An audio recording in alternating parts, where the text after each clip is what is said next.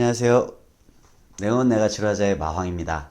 오늘은 종아리가 당기고 저릴 때 스스로 해결할 수 있는 방법을 알려드릴게요. 종아리가 저리거나 당길 때 해결할 수 있는 방법을 허리 통증 편에서 설명을 드렸거든요. 그런데 대부분 이제 검색하실 때는 종아리가 아프시면 그냥 종아리 이렇게 검색을 하시다 보니까 못 찾으시는 분들이 계셔서 따로 이렇게 영상을 찍게 되었습니다. 종아리가 당기거나 저릴 때는 1차적으로 소둔근에 어떤 문제가 생기지 않았는지 확인을 하셔야 돼요. 소둔근은 골반의 대둔근과 중둔근, 특히 중둔근 깊숙이 들어있는 근육입니다. 그래서 이 근육은 그림에서 보시는 것처럼 안쪽에 있기 때문에 좀 깊숙이 눌러 주셔야 되고, 앞쪽에 전상장골극이라고 튀어나온 뼈, 그 뒤쪽으로 깊이 눌러서 확인을 해 주시면 됩니다.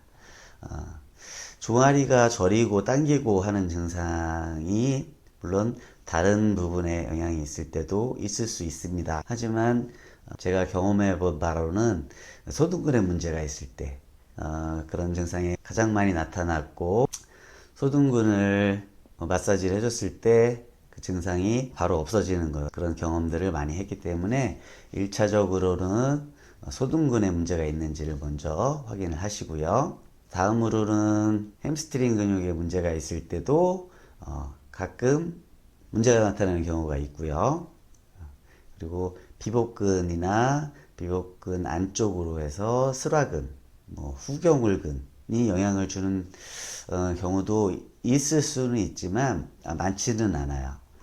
그러니까 1차적으로는 소둔근을 보시고, 그리고 2차적으로 햄스트링이나 그 외에 종아리 쪽 근육을 확인을 하시면 됩니다.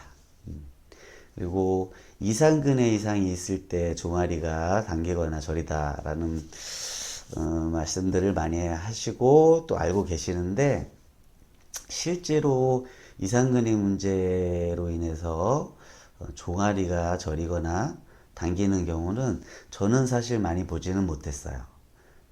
그래서 이상근과 소둔근의 증상을 좀 구별을 해보자면, 소둔근 같은 경우는 근막을 통해서 이루어지는 방사통이기 때문에 저림 증상이나 당김이 발목까지 있는 것이고, 발끝까지 저림을 만들지 않는 걸로 되어 있는데, 근막의 그 연결성을 봤을 때 영향을 줄 수 있는 경우도 있을 수 있다는 거. 이상근 같은 경우는 자골신경을 압박을 해서 자골신경이 쭉 뻗어 있는 발끝까지 신경을 눌려서 생기는 신경학적인 저림이 만들어진다 라고 보시면 돼요.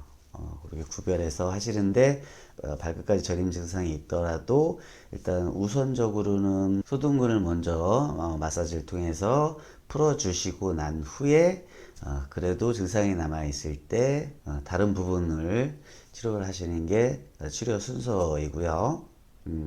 그리고 마사지를 어떻게 해야 되고 얼마나 오래 해야 되느냐에 대한 궁금증을 말씀들을 많이 하시는데, 우선은 그 증상이 그 원인으로 이루어졌는지를 먼저 확인을 하시면 돼요.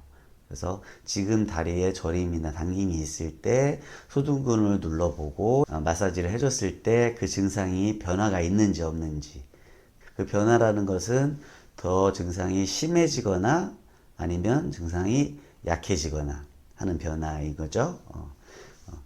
그런 변화가 생기게 되면 그 부분을 마사지를 해주고 나서 다시 느낌을 보시면 돼요.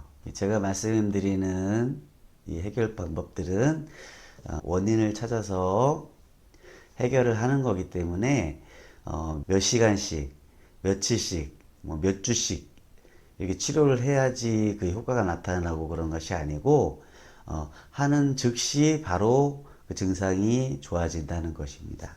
물론 원인 부위를 제대로 짚었다는 가정하에이긴 하지만, 그랬을 경우에 증상이 바로 좋아져야지 내가 제대로 된 부위를 마사지를 했다라고 생각을 하시면 돼요. 아픈 부위를 제대로 찾아서 풀어줬는데 그 증상이 좋아지지 않았다.